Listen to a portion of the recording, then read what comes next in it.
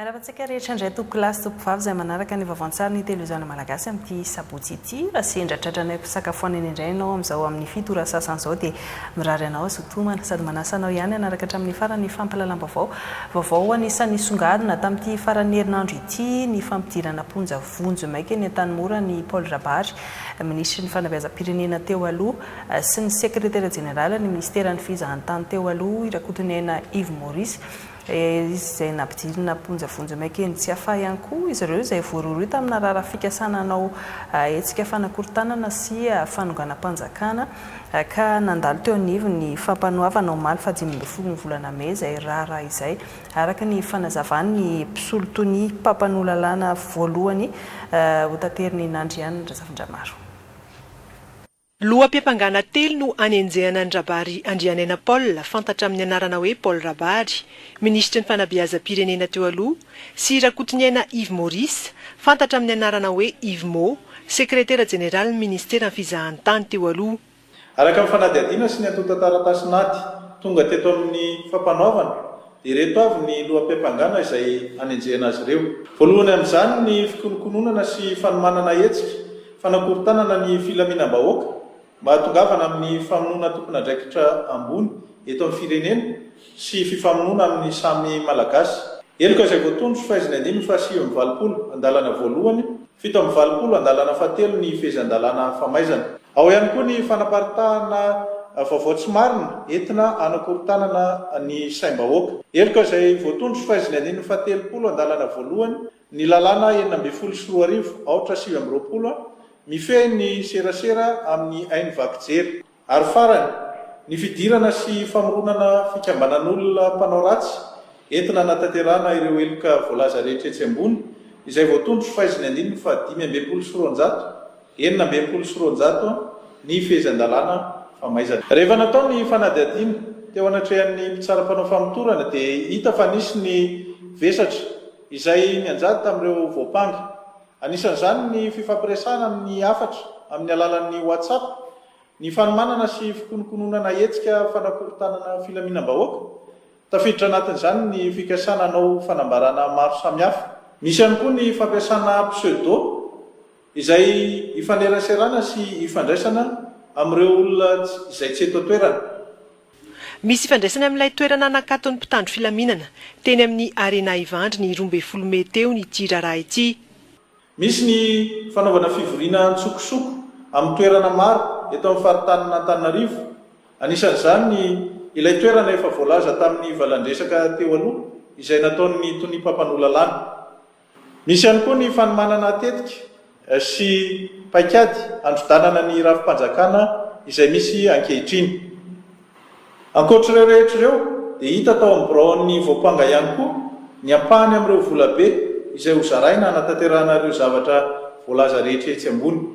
Misy ampahany hita tao anatin'ny fiaran'ny ray amin'ireo voapanga ary voarakitra ao anatin'ny findain'ny ray amin'izy ireo volabe efa nozaraina mialoha. Marihana moa fa vola malagasy sy vola vahiny euro ireo vola hita sy naparitaka rehetra ireo.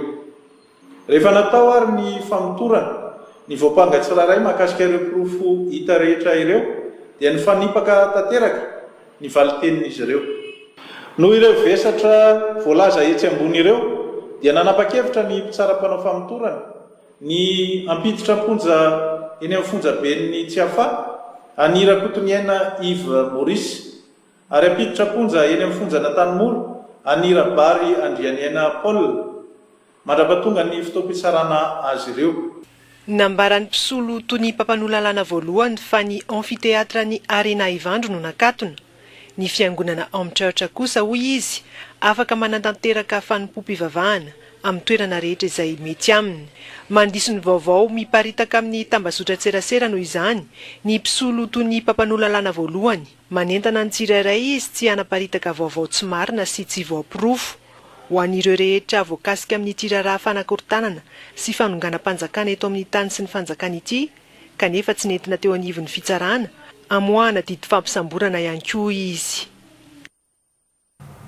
Izay zany ny fanazavana momba ny raharaha iny fa ireto favoentina amintsika manaraka ireto indray dia resaka fitaterana navakavaka na natateraka fidinana ifotony tany Mahajanga ny minisitry ny fitaterana sy ny famantarana toetry ny andro nampafantatra sy nampatsiahy ireo vahoaka minimiditra ny tsokosoko ao amin'ny seranam-piaramanidina Amborovia ary nampatsiahy hevina andritra izany fa mampidi-doza ny fipetrahana manodidina io toerana io araka ny famitambavao ny Mura Randry solotenan'ny televizona malagasy any Mahajanga. Iray volana ny fepitoana no mena ireto mpamboly niditra tsokosoko ato anatiny faritry ny seranam-piaramanidina Mahajanga mba hiala ao an-toerana izay nambaran'ny ministry ny fitaterana sy ny famantarana toetry ny andro nandritra ny fidinana ifotony izay nataony. Andrasana amin'ny farany herinandro kosa ny didim-pitsarana mahakasika ireo trano miorina ao anatiny 20 metatra manodidina ny seranam-piaramanidina Amborovia. Tonga tety zany zahay satria anisan'ny manimba endrika ny aéroportsika manoloana ny organisation ny aviation civile internationale izay zavatra izay ary mety ahitantsika sazy mihitsy raha ohatra ka tsy misy ny fepetra izay tokony raisina zany. Rehefa teo moa zany namory ny solotena pokon'olona dia niaika izy ny amin'ny hoe fahadosoana zany no tsy fahafantarana no natonga an'izay. Na eo ary izay zavatra izay dia ny fanjakana dia manaraka ny lalàna araka ny tokony ho izy foana efa nandeha fitsarana io ary voaka amin'ny 20 ny volana Mey izao zany ny didim-pitsarana. Na eo ihany koa ary zay didim-pitsarana zay ka hoe mandresy ny fanjakana dia ny fitondram-panjakana zany dia miezaka foana ny mitady vahaolana fa tsy hampiasa herisetra ny amin'ny fanasorana n'izy ireo zay no antony ny sin'ny fifampiresahana teo zany. Miakatra fa zava-dehibe ny fitazonana ny mahaseranam-piaramanidina iraisam-pirenena Amborovia raha tsy hajaina ireo fenitra takiny dia mety hisy fiantraikany amin'ny sata iraisam-pirenena izany seranam-piaramanidina izany. Fepetra iraisam-pirenena dia farafahakeliny 20 metatra mialan'ny ivon'ny pista no tokony tsisy olona na trano na fambolena na zavatra mipetraka zany izay manohitohina na manimbatsembana ny sidina itotoerana. Atrena tonga misy teo zany hoe raha ao anatin'ny 20 metatra io zany no misy zavatra tahaka an'izao fanorenana dia raha sanatria misy ny fivoahan'ilay fiaramanidina izay tsy ampoizitsika dia fahasimbana na sanatria fahafatesana zany no vokatr'izay. Ho fitandrona an'izay hoe ain'olona zay zany dia nakan'izao fepetra fifampidinera zao ny tompona andrim-panjakana antsika. Toy tamin'ny fifampiresahana sy ny fifandaminana tamin'ny vahoaka voakasika n'izao fidinana ifotony nataon'Andriamatoa minisitra izao nanamafy hatrany ny minisitra fa mila samy manana toe-tsaina manara-dalàna ny tsirairay fa izay no antoka mitondra fampandrosoana. Piaramanidina Amborovia Mahajanga izay fa ho an'ny seranam-piaramanidina ny Nosy Be kosa nanomboka tamin'ny taona 2024 no nandray ny sidina Etiopiana ity serana ity raha toka 20 taona no efa nisiny izany sidina Etiopiana izany tamin'ireo firenena hatrany amin'ny 570 maneran-tany ka nisy hetsika nentina nanamarian'izany manokana tany Nosy Be araka ny fampitambavao ny Bebely Betombo.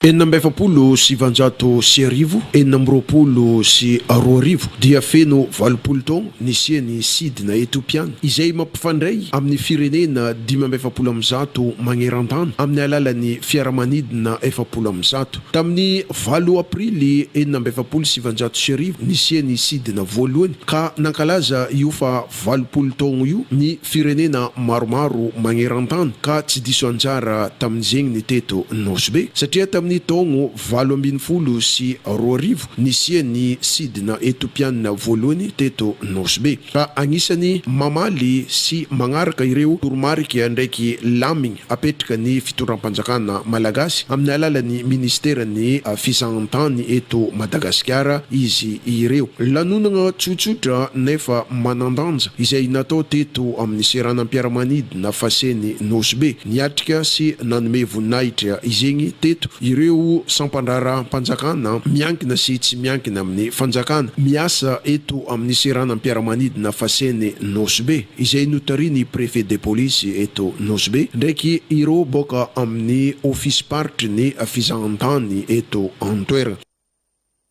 Vaovao ara-tsosialy no anohizantsika ny fiarahana amin'ity alina ity anatin'ny fanamariana ilay iray volana fehina ara-tsosialy dia ny karakara hetsika anohanana ireo olona marefo eny amin'ny faritra Iva eto amin'ny faritra Analamanga androany tetsy amin'ny Alema Ampefiloha ny anivon'ny ministeran'ny mponina sy ny firaisan-kina ny tanjana ao anatin'izany dia fanatsarana ny fari-piainana sy hanampiana azy ireo amin'ny famoronana asa mahavelona dia ny sitraka ny fampifanana momba ny famokarana savony sy fananganana tetikasa ireo vehivavy sy tanora manodidina ny 100 teo ary nisy ihany koa ny varotra fampiratiana izay nataondreo fikambanam-behivavy ireo hoentin'ny Rivaravana sy Joël Sandry aparany amintsika.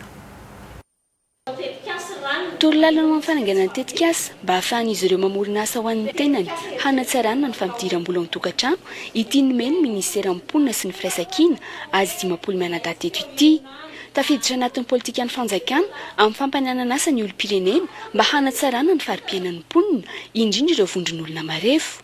Natoro azy ireo teto ny tokony atao sy ny toe-tsaina tokony hananana mba hahomby azana amin'ny fanatanterana ny tetikasa ka ahafahany manangana tsikelikely ny orinasany.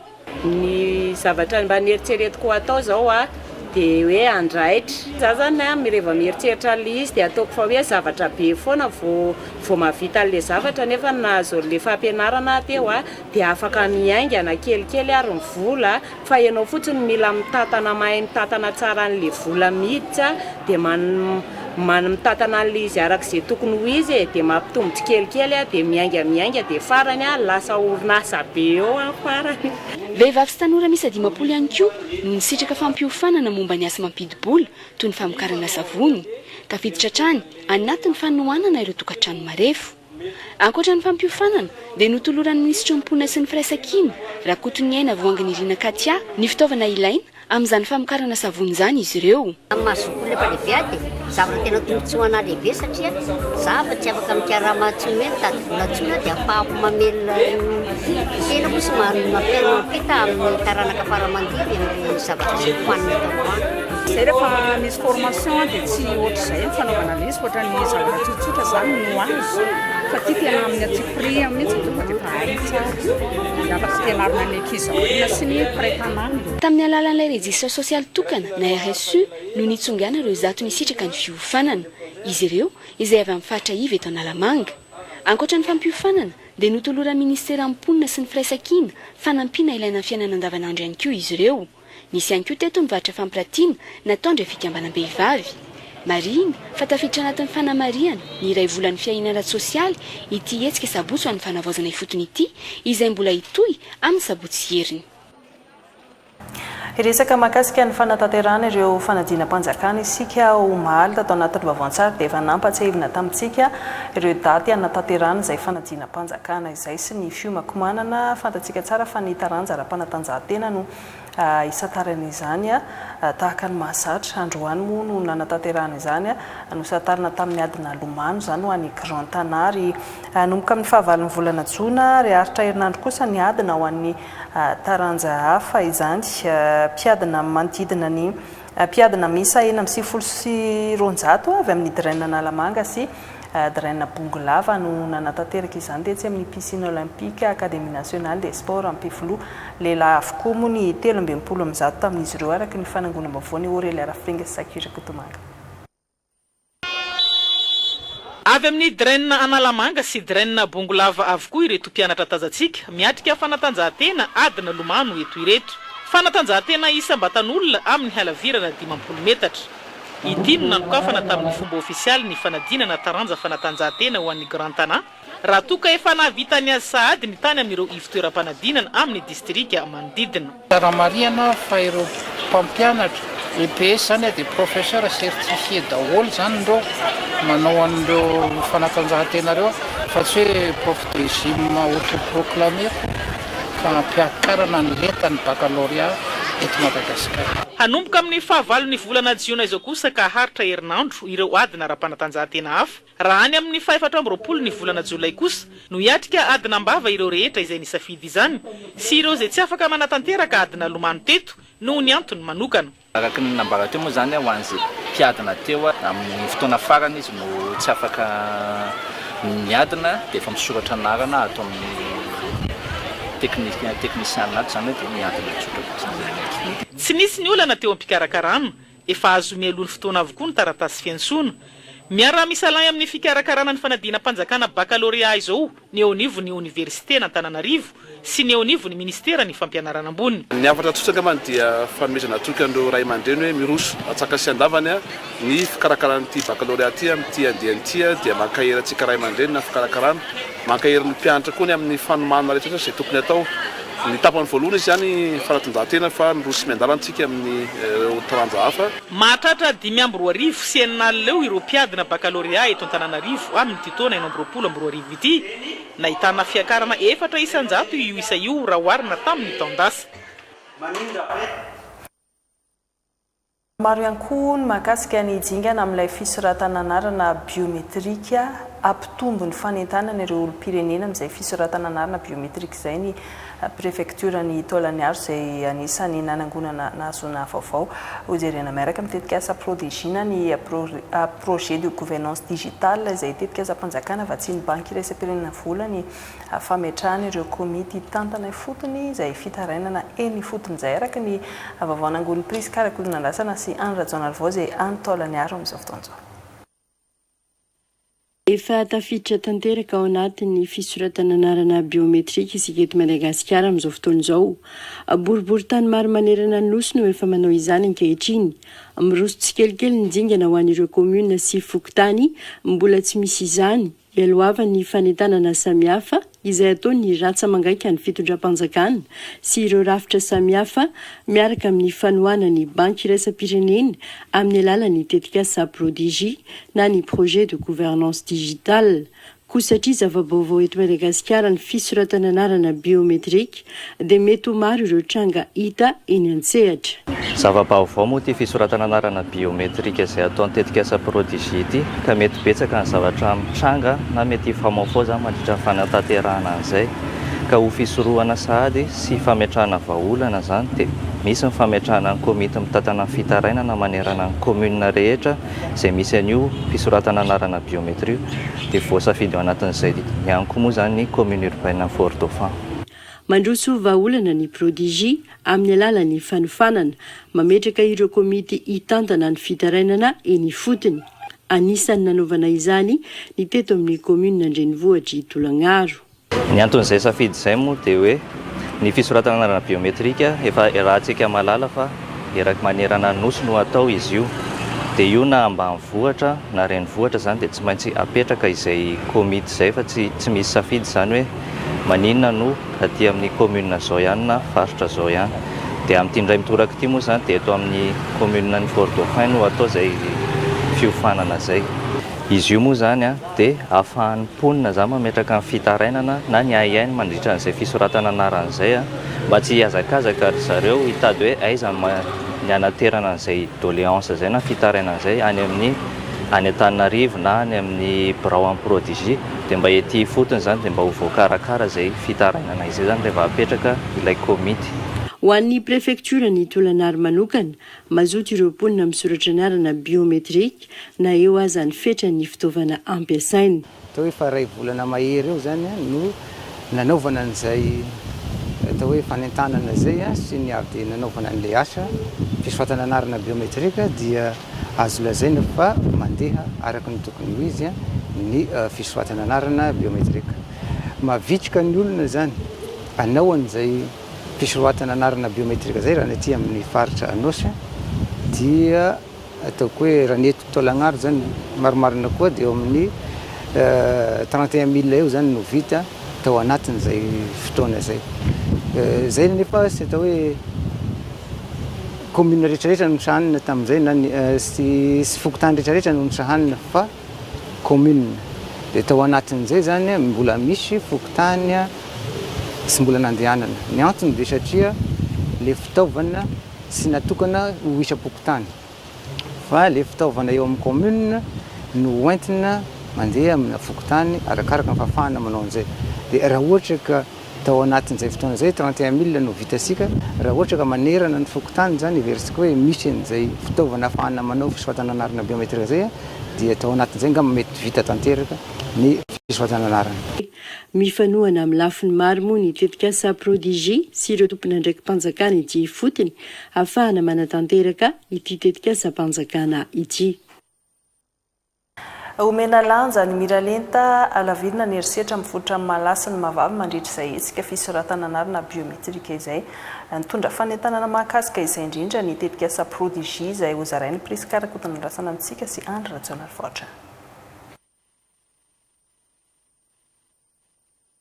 Mampiatra ny fomba fiasa manaja ny miralenta ary ny ady amin'ny erisetra mifototra amin'ny mahala mahavavy ny tetikasa prodigie na ny projet de gouvernance digitale mandritra ny hetsika fisoratana anarana biometrika atao eto Madagasikara amin'izao fotoana izao.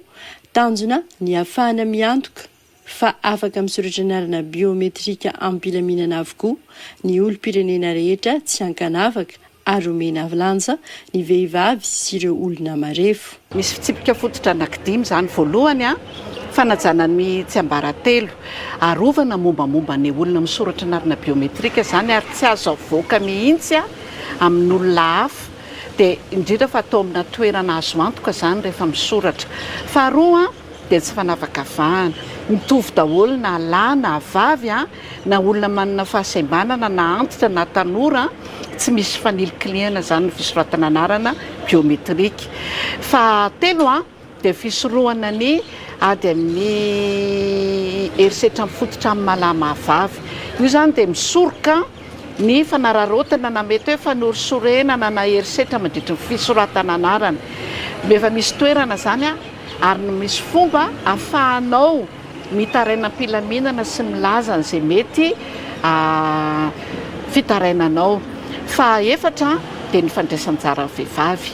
Eto zany dia amporisihana mihitsy ny fisian'ny vehivavy ao anatin'ireny ekipa mpanatanteraka ireny mba hamorona hoe tontolo mampazoaina sy mampatoky ny vehivavy sy ahafahany maneho ny hevitra sy ahafahany mandray andraikitra. Dia farany moa fanekena mazava dia izao hoe ny olona tsirairay tsy voatery soratra anarana biometrika fa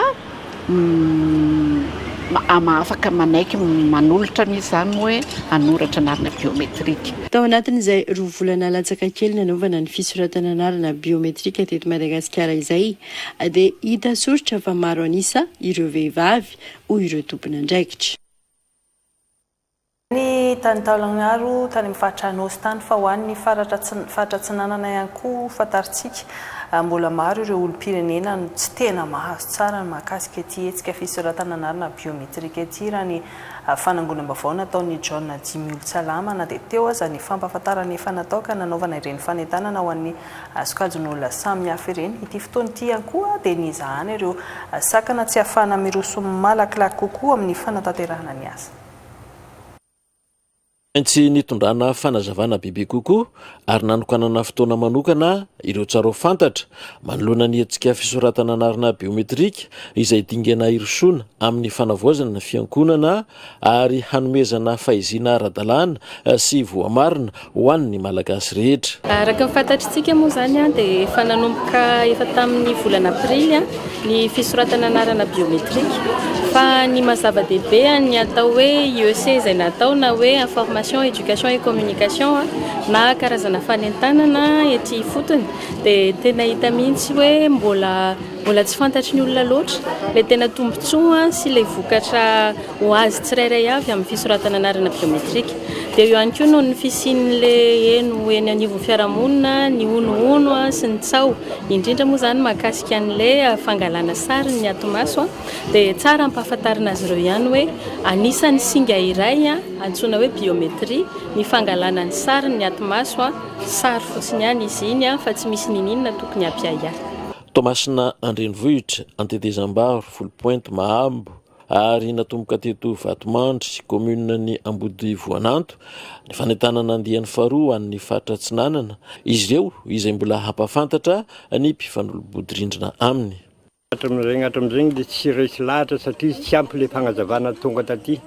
Zavatra azoko zao tamin'ny mpiandohana raha ohatra hoe misoratra agnarana dia asoasy dia iova ny karapanondro. Kanjo zany tsy tonga tamin'izany fa mbola hiasa ihany karapanondro miantomboka hatraketo. Manamora ary manafaingana ny fanaovana tota taratasy eny amin'ny birao tsirairay avy. Manala ihany koa ny osika na mety ho fanohatra amin'izay eny amin'ny birao rehetra rehetra. Ny ministeran'ny Tany sy ny fitsinjagam-pahefana no miantoka ny fandrindrana ny asa ary ireo ratsamangaika eo anivon'ny Fokotany commune district ary ny filovana no tompomarika amin'ny fanatanterahana ny hetsika fisoratana anarana biometrika. Fiarahamonina malagasy zany amin'izao fotoana izao dia mizotra makany amin'ny atao hoe monde numérique, zany hoe ny identitén'olona na ny olona tsirairay dia tokony anana identitény manokana zany ary tsy afaka ovana izay le hoe izaho tokana. Miroso amin'ny fisoratana anarana biometrika ny fanjakana malagasy fanavoazana arakajy mirindra ny fiankonana sy ny fahizina fanomezana kaody hanamorana ny fitadiavana ny mombamomba ny olona iray.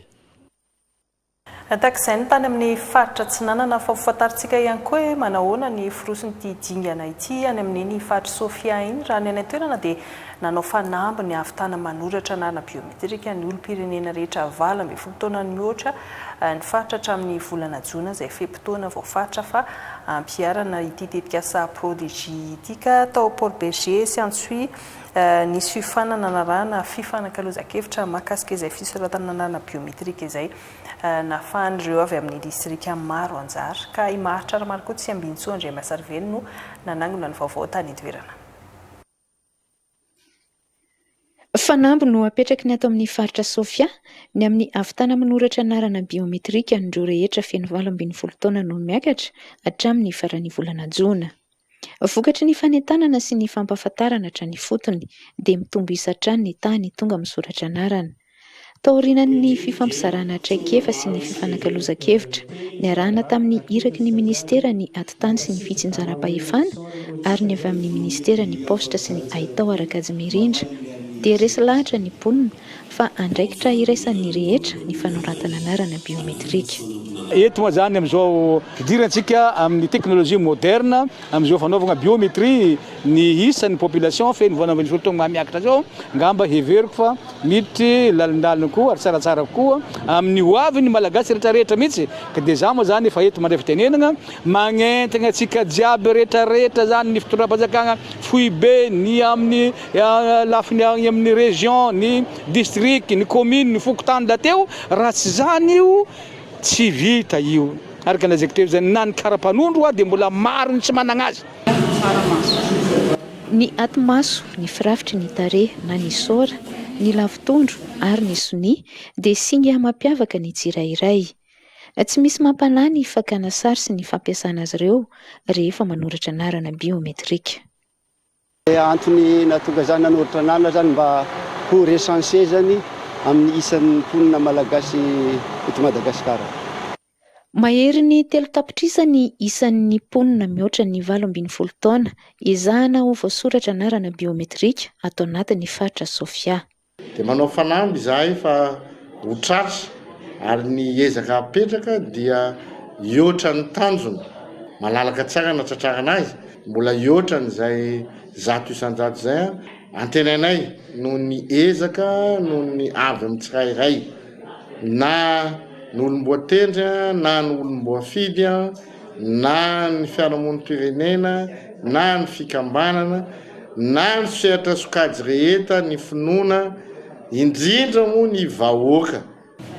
Vonona anatratra ny fanamby nataony ny ato amin'ny faritra Sofia na misy aza ny olana amin'ny tsy fahampian'ny fisy tokony fenoana ny olana indraindray amin'ireo masinina ampiasaina ary indrindra ny mbola tsy fahazon'ireo misahana ny fanoratana anarana na ny OPK ny tambikarama tokony ho raisiny.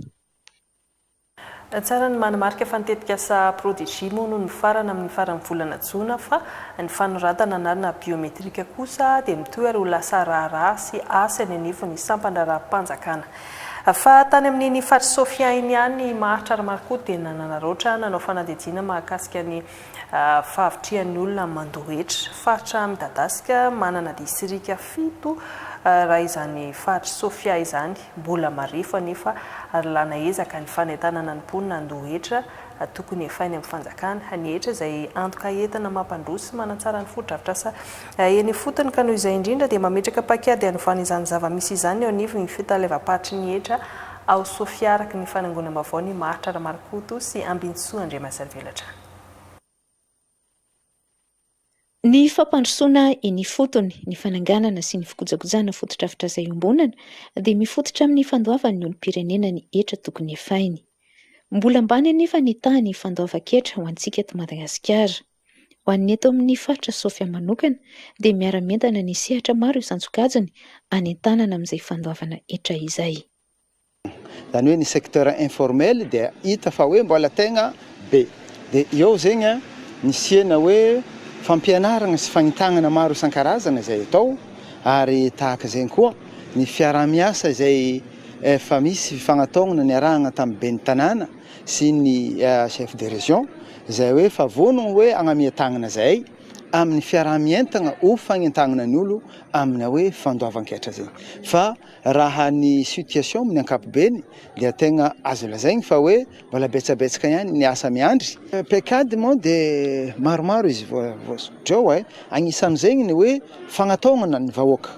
Fagnataonana ny regny fandrana hoe fiscalité de proximité izay efa iarahana amin'ny direction générale fogna hatramin'izay efa elaela fa hoe igny ny amafisiny bebe kokoa ary indrindrandrindra koa ny fampianaragny satria maro zegny ny olo tsy dia le hoe réticent izy amin'ny fandoavagna fa hoe tsy fahalalagna mahatonga izy hoe tsy magnefa ka ny fampianaragna zegny ny ataonay vendoan-draharaha koa zegny amin'izao fa viana eto zao ty mba hoe ho mazava tsara amin'ny olo hoe fa hoe tokony ary tsy maintsy ho anazy zegny ny mandoahitra. Asa mitohy mandavan-taona ny fanentanana ny olom-pirenena amin'ny tokony andoavana ny hetra.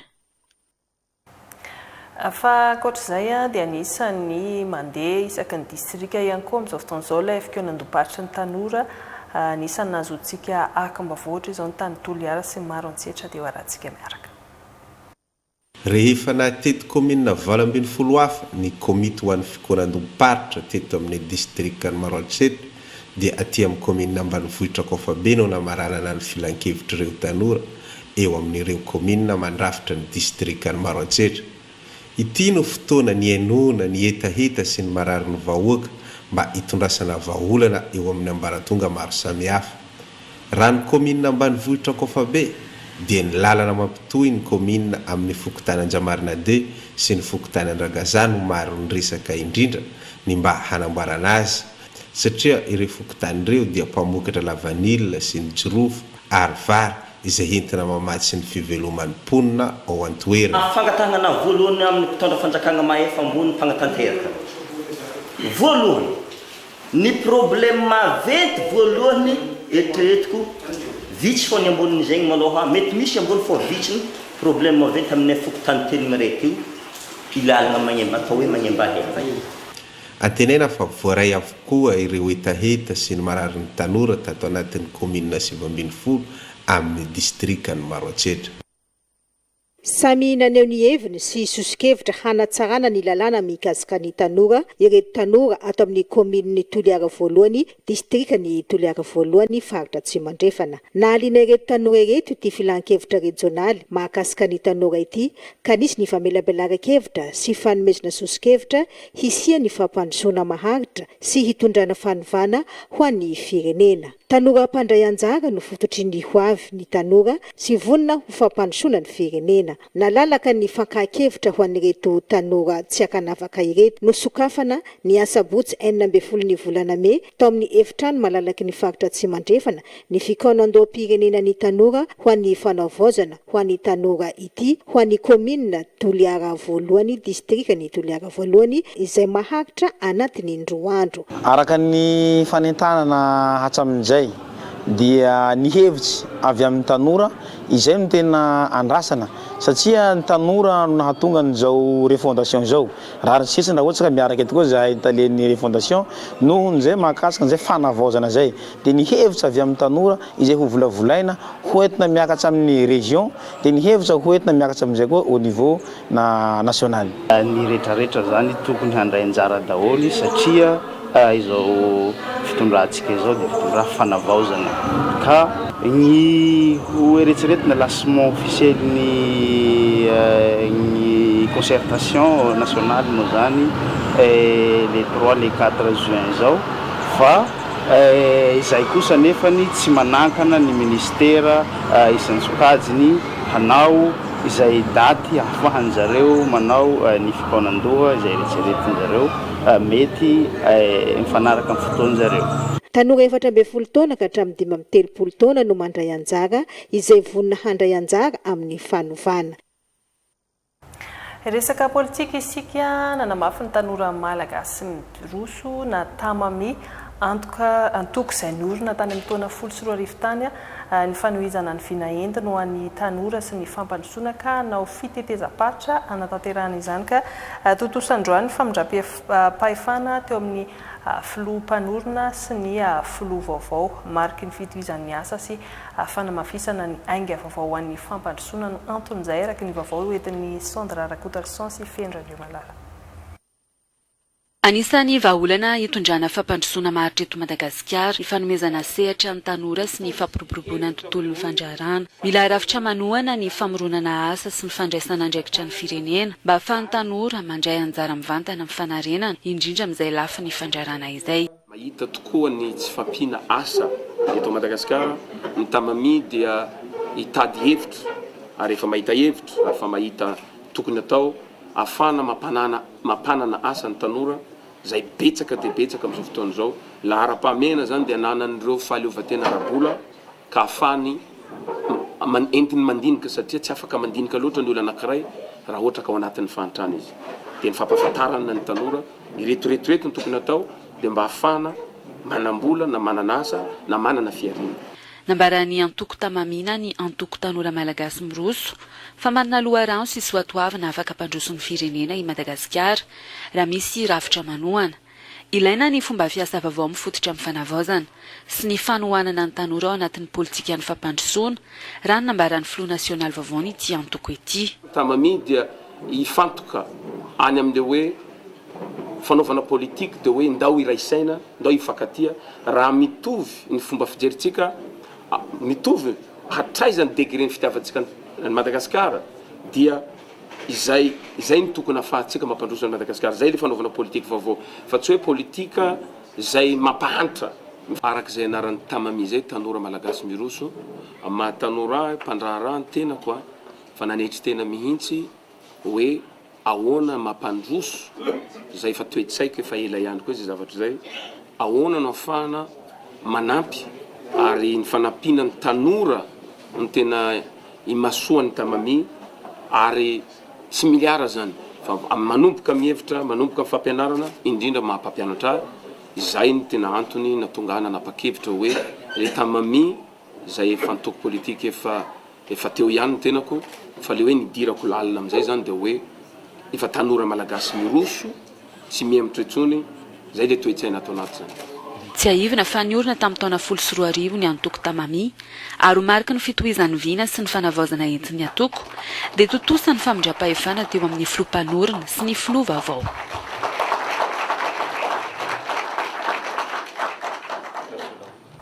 Ny FFM na ny faniliny fanavaozana ny Madagasikara ihany koa dia miezaka manaparitaka ny ravitra any amin'ny faritra samihafa ka ny isan'ny tafapetraka ihany koa ny Braony amin'ny faritra Morony Maniny araky ny fampitamba vaovao ny solon-tenan'ny televizana malagasy any Ambositra. Tsy misy afa-tsy ny fampandrosoana ny Madagasikara no tanjona ho an'ny fikambanana faniliny fanavaozana ny Madagasikara na FFM.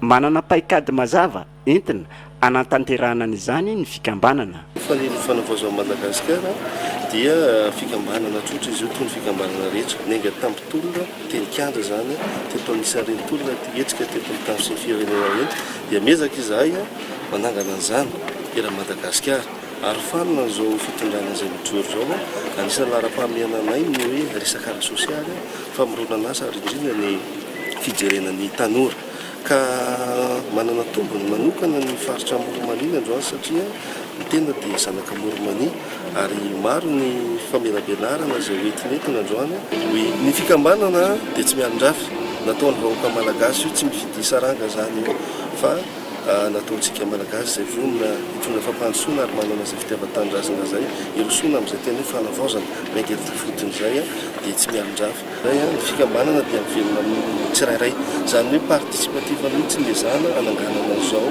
fikambanana zao era Madagasikara ary hoe mikambana ao anatiny no manao tsy paipaika entina manatanteraka sy mandrafitra zao fandetevenana ny FFM era Madagasikara zao.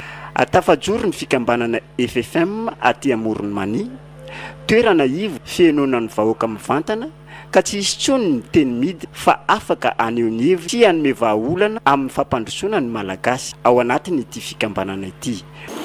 Rehefa tafapetraka ny mpandrindraparitra regionaly dia ho aparitaka eraky ny distrika efatra izay misy eto amintsika fa adino zany madiady zay efa hoe ho raisinay departemanta mitokana fa aorinan'izao zany dia efa mitety commune ny distrika anankidimy zany totsika anankidimy izahay eo anatin'ny fikambanana aorinan'izay ametraka ny communal indray asa sosialy ny tena ifitorana dia zay vonona amin'ny rehetrarehetra zay zany dia raisinay daholo. Ny fikambanana FFM manano fanilon'ny fanavaozan'ny Madagasikara dia teraka tao aorian'ny tolom-panavaozana nisy teto Madagasikara. Efa faritra sivy manerana ny nosy ny misy azy ankehitriny na dia iray volana monja aza no nijoroany. Fa tafatsangana eto Antananarivo ary nampahafantarina tamin'ny fomba ofisialy omaly tetsy amin'ny efitrano malalaky ny Avorianosy ny fikambanan'ny mpanakanto zanaka tsy moatsinanana. Ity fikambanana ity izay mikendry indrindra ny ampirahina ireo mpanakanto avy amin'iny faritra iny indrindra anandratra ny kolotsaina ary ny gadina mampiavaka azy ary andray anjara amin'ny fampandrosoana ny faritra tsy moatsinanana izay faritra ny aviany ihany koa izy ireo araka ny vaovao entiny Aurélie Arafirina amintsika eo amin'ny sany Roger Andriamanala.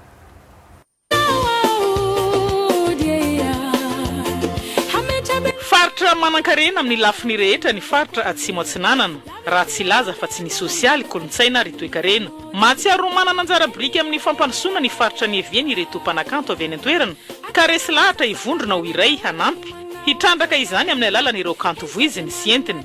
Tanjona ny amerina ny firaisan-kina sy fifanampiana eo amin'ny samy mpanakanto mba hampisongadinana ny gadina avy any Atsimo Atsinanana eo amin'ny sehatra nasionaly sy raisam-pirenena ary koa andray anjara amin'ny fampandrosoana ara-toe-karena sy ara-tsosialy ny faritra. Fanamafisana ny firaisan-kina na ny solidarité izay efa misy eo amintsika ary mampalaza antsika avy any amin'ny faritra Atsimo Atsinanana. Fanomezan-danja ihany koa ny kolotsaina sy ny kanto izay ananantsika avy any amin'ny faritra Atsimo Atsinanana. Andao isika rehetrarehetra efa nataosika lahanika io lahanika laha tamin'ny artista isan-karazany taloha tany ary Bao Angèle, Tatarahely, ry Prosely isan-karazany da toizasika da mbola magnetana ny zanjo rehetrarehetra avao koa indrindra amin'ny fifankatiavana satria fotoanany mihitsy zao izay. Heverina hitondra aingy avao ho an'ny fampandrosoana ny faritra Atsimo Atsinanana izao fitambarana atao ny mpanakanto izao. Hiaingy avy ato amin'ity resaka kanto sy ny fitambaran'ireo mpanakanto avy any Atsimo Atsinanana ity no hitariana ny rehetra ho avy any amin'izay sehatra rehetra izay ny fitambarana amin'izay sehatra misy atsika tsirairay avy ka hanomezan-tanana ny fikambana ny mpanakanto avy any amin'ny faritra Atsimo Atsinanana dia hivadika ara-toe-karena ara-tsosialy ho amin'ny fampandrosoana ny faritra Atsimo Atsinanana iny. Anisany tetika sagoavana hirosoa ny fikambana ny mpanakanto Grand Sud-Est tsy ho ela ny festivaly Batrelaky izay itety distrika maro manomboka amin'ny distrika ny Fandrina ka hatrany Tolagnaro. Fampahafantarana izy ireny aloha ilay faritra ikreena ilay artista. Faharoa ihany koa satria misintona olona ho avy ho any amin'ilay toerana dia manetsika ihany koa ny olona ao an-toerana. Izany rehetrarehetra zany dia misy ataontsika hoe tamberibidy ho any ilay faritra sy ilay toerana ikarakarana hetsika. Miantso ireo mpanakanto rehetra avy any amin'ny faritra Atsimo Atsinanana izy ireto mba hivondrona iaraka aminy hisy mihetsika lehibe ho tanterahin'izy ireo eny amin'ny CCI Vato ny 17 ny volana Jona izao ho fanehona ny firaisan-kina ireo mpanakanto avy any amin'ny faritra atsimo Atsinanana izay.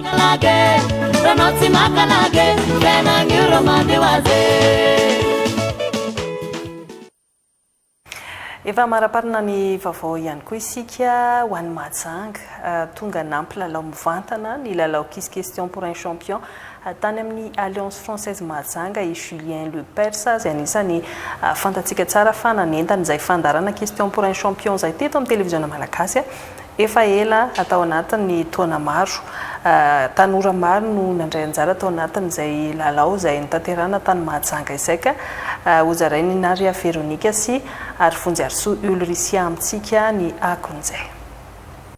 Ireto tanora mpianatra no nanomboka ny lalao quiz question pour les champions andiany voalohany. Niavaka satria dia ny tompon'ny fandaharana i Julien Lepers mihitsy no nampilalao mivantana ireto mpandray anjara tamin'ity lalao ity no tanterahana tato amin'ny Alliance Française eto Mahajanga. Maro ny hetsika ho tanterahana aorian'izao izay fiaramiasa amin'ny Vima Madagascar NGO izay mpiara-miombonantoka amin'ny fikarakarana izao hetsika izao. Visa Madagascar NGO moa zany araka ny fantatritsika dia tena misehatra anatin'izay resaka vulgarisation ny fampianarana ny alphabétisation izay dia anisan'izay zany no mampatonga ny Visa Madagascar NGO anisan'ny partenaire voalohany ho an'ny Alliance Française eto Mahajanga araka ny fanazavainy teo moa zany hoe manampy izay amin'ny resaka fampahazahoana boky ho an'ny zaza ny mpianatra amin'ny toerana ambanivohitra manohana ihany koa izay amin'ny fanomezana toerana ahafahan'ny Alliance Française manao amin'ireo activité maro ataony ihany koa dia isaorana ny Alliance Française moa mandray an'izay fanampiana avy amin'ny Visa Madagascar NGO izay ny androany moa zany dia somary spécial kely ihany androany satria nanana chance zany tsika androany nandray ny Monsieur Julien Lepers nanao ny question pour un champion izay mba fantatritsika hitatsika amin'ny teny hatramy mbola fahazazantsika nanana chance tsika androany nanao an'izay tetotsika teto Mahajanga anisany nanoana an'izay hetsika ihany koa zany ny Visa Madagascar NGO tamin'ny alalan'ny fikarakarana sy ny fanomezana ny fanomezana ho amin'ny mpandresy nandritra an'izay question pour un champion zay dia ny fanohana ny Visa Madagascar ny NGO moa dia mbola mitombo ary mbola misy activité maro iarahana miaraka amin'ny Alliance Française mandavan-taona ary misy ihany koa ny fanohanana tao Visa Madagascar NGO amin'ny fotoana maharitra ho an'ny Alliance Française.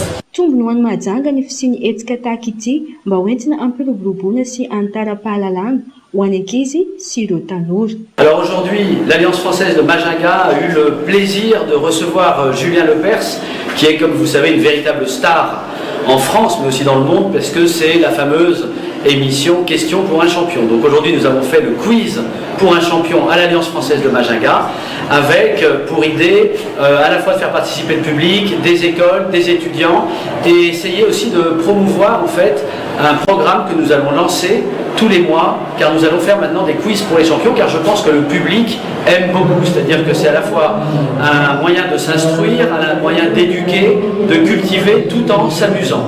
Donc l'idée, c'est que grâce à la venue de Julien Lepers, on a profité de son passage pour lancer l'émission, et l'idée, ça va être maintenant de tous les mois proposer ce programme sur vos chaînes pour que le public puisse, en français, je me rappelle toujours, l'Alliance Française, notre mission c'est la langue française, d'avoir le public avec des questions en français, de la culture générale. Aujourd'hui, j'ai vu quand même que pour certains sujets qui sont très très généraux, normalement, on peut se dire, les gens connaissent la capitale de l'Inde, etc.